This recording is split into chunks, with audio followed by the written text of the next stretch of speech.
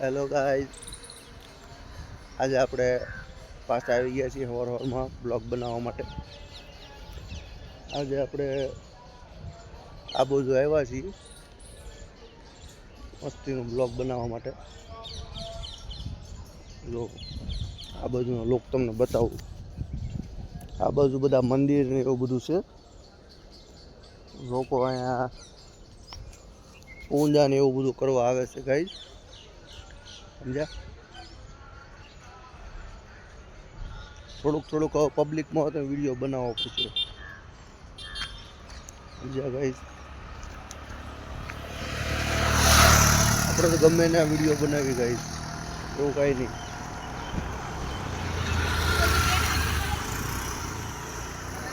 આપણું કામકાજ જેવું, અમને જરી કંઈ શરમ નથી. એટલે ગાઈઝ આ રીતનું છે. આપણે આવી જગ્યાએ આપણે આવ્યા છીએ ગાઈઝ બ્લોગ બનાવવા માટે, સમજ્યા?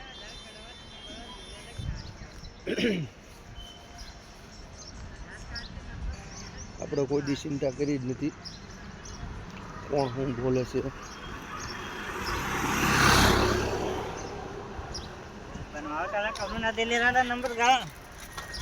રોજ ડેલી એક બ્લોગ બનાવી જ દેવાનો,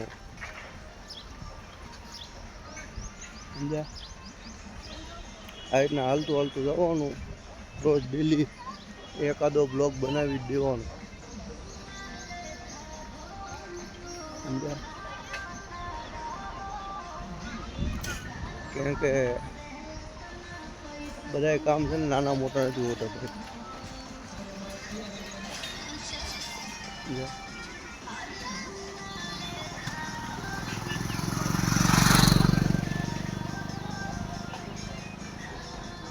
જો અહીંયા આવું બધું હાલતું હોય, ગીત ને બીટ ને બધું, સમજ્યા? અહીંયા હનુમાન દાદાનું મંદિર છે, સમજ્યા?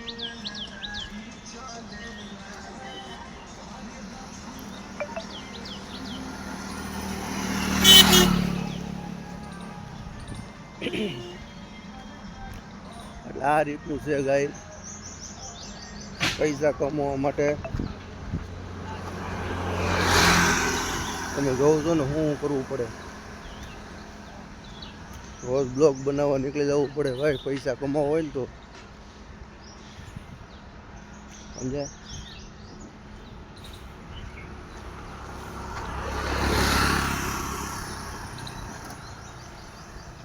બધી વસ્તુ કઈ એમને નથી મળતી ભાઈ.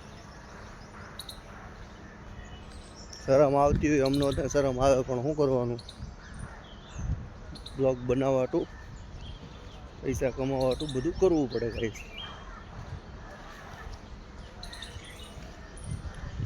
કેમ કે આ કળિયુગ હાલે છે ગાઈસ.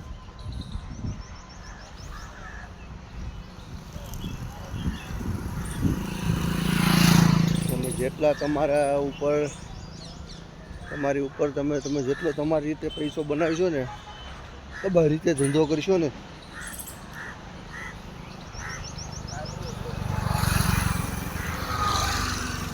એટલો જ તમારો ફાયદો છે. તમારે તમારા પગ ઉપર ઊભું થવું જ પડશે. જો તમે તમારા પગ ઉપર ઊભું નહીં થયા ને તો પાડવાવાળા તમારી જિંદગીની માં આણી નાખશે.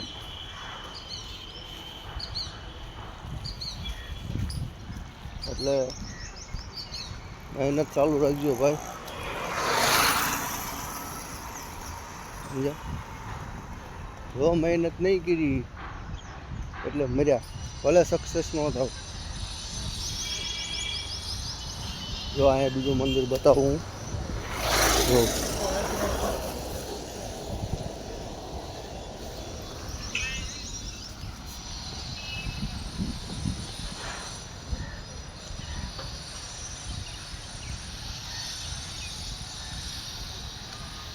એટલે કાર બોલાઈ ગઈ. કોઈ તમને પૈસા ન દઈ જાય. મારી તો જિંદગીનો અનુભવ છે ભાઈ. મેં મારી જિંદગીમાં છે ને અનુભવ થઈ ગયો છે આપણને. આ હું જે અત્યારે વિડીયો બનાવું છું ને બધું કરું છું ને ભાઈ, તો મને ભાઈ જિંદગીમાં મને અનુભવ થઈ ગયો છે કે કોઈ કોઈનું છે નહીં ભાઈ, સમજ્યા? પૈસો બનાવી લ્યો, પૈસો તો બનાવવો જ પડશે ભાઈ, સમજ્યા? જો તમે પૈસો નહીં બનાવો ને તો તમારા ને તમારું થઈ જાય ભાઈ. એની કરતાં આવું બધું કાંકને કામ કર્યા કરવાનું ગાઈ.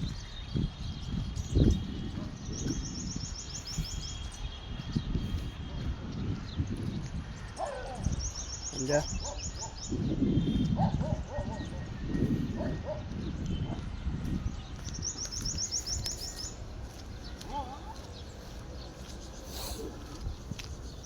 એટલે આવું બધું છે ગાઈસ. પૈસો બનાવો, પૈસો જિંદગીમાં ખાલી પૈસો છે ભાઈ, બીજું કાંઈ છે જ નહીં. પૈસા સિવાય બીજું કાંઈ જિંદગીમાં છે જ નહીં ભાઈ. જો પૈસો નહીં બનાવો ને ભાઈ એટલે તમે મેટા એમ સમજી લીધું ભાઈ, સમજ્યા? પૈસો બનાવી લેજો ભાઈ બધાય.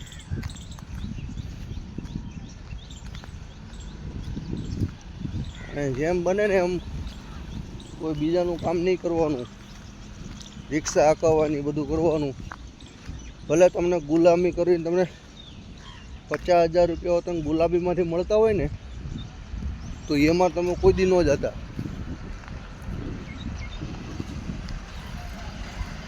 તમે ઓલામાં જ જાજો, ધંધામાં જ. એટલું યાદ રાખજો કે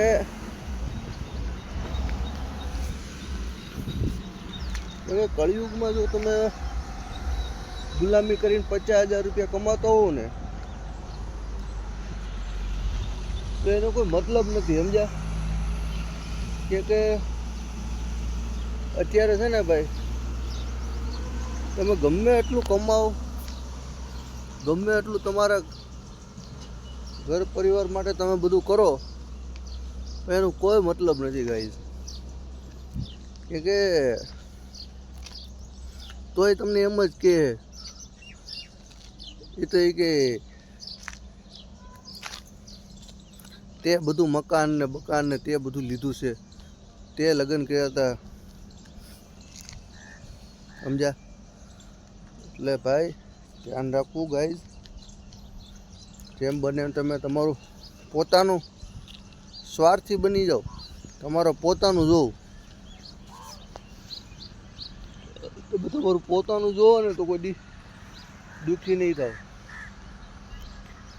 કે જે જાવા વાળાને છે ને એ તો તમે ન કહો ને તોય જાય,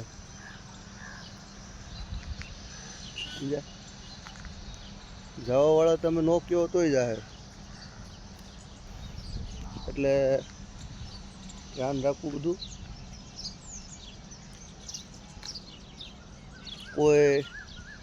કોઈના લીધે કોઈનું ઊભું નથી રહેતું.